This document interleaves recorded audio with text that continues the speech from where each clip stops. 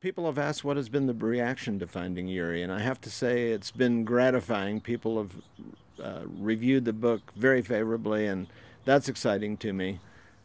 I'm sort of discovering that the reaction to the book, people who receive the book and fall into three general categories. Some people get it and they stay up all night reading it all the way through with a box of Kleenex standing by. Other people get it and can only read 4 or 8 or 10 pages at a time because they become emotionally overwrought or fall asleep, perhaps. And the third type, and most common, are people that get the book and set it on their night table and waiting for the mood to be right for them to dig into it because they think they're going to be in for an emotional experience. And I think that's great. To me, I'm a little more interested in the legacy of the book, and that is I seem to have sent a bunch of people rummaging through their attics looking for old letters.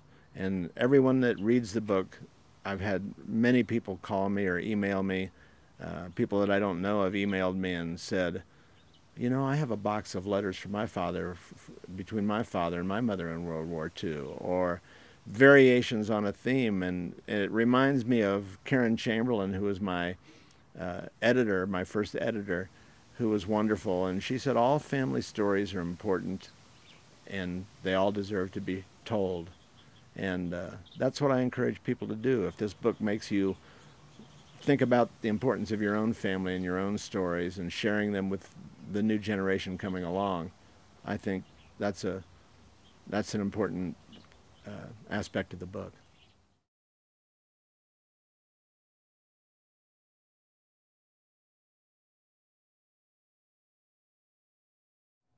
He was the father I never knew, and so I don't know at all what to expect. I have this one fleeting memory, it has to be from 1944, when I was 3 years old. We're in our backyard in Columbus, Ohio. I see brown creased trousers, a white shirt with long sleeves rolled up, a big smile, tanned high forehead, and short curly dark blonde hair. He's brought home 2 balsa-wood gliders and we're throwing them into the wind. He shows me how to hold the plane with 2 fingers pinching the fuselage below the wings and aims for the center of the yard. The very first launch catches a big gust and the glider disappears high over the house. We're laughing, and maybe I don't remember this at all. Maybe it's only a dream, but I like to think that I remember it and that this is the way it was. Until now, it's the only time I can imagine being with him, and I can still see the plane flying suddenly away. A few months after Mom died, I received a box in the mail from her husband Ted, whom she married 10 years before. He had been gathering up her belongings and mailing them off to me piecemeal, so I didn't think much about it. The package, about the size of a shoebox, sat around for a week before I got around to opening it. One day I picked it up and slit the edge with my penknife and felt a little puff of old attic smell as I peered inside. There were 190 loosely packed letters back and forth between my parents, Yuri and Betsy, during my father's naval service in World War II.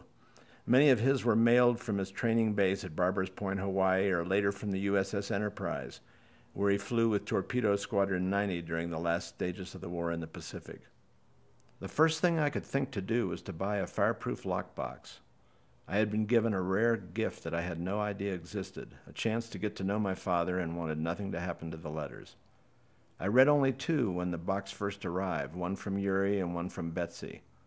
I held off for almost a year while I decided how to approach them, and now it's time to start reading the rest. I don't really expect to learn much about the missions he flew. All the envelopes are stamped by the naval censor, and there won't be much about the war itself. But to read his words and imagine him writing them will be enough to connect me. It's been killing me to delay all this time, but I didn't know what to do. In recent weeks, I began to feel that I should put down my thoughts as I read the letters. I could research his squadron's role in the war and try to put the story together in something resembling real time. Somehow I feel apprehensive about beginning. What will I find? I do know that in the single letter that I read from Yuri, I saw a reflection of myself. I, too, was at sea aboard an aircraft carrier, separated for months at a time from my young wife and son, tied to them only by the letters we mailed to each other. Every letter meant the world to me, and from the one I read from Yuri so far, I can see that he felt exactly the same.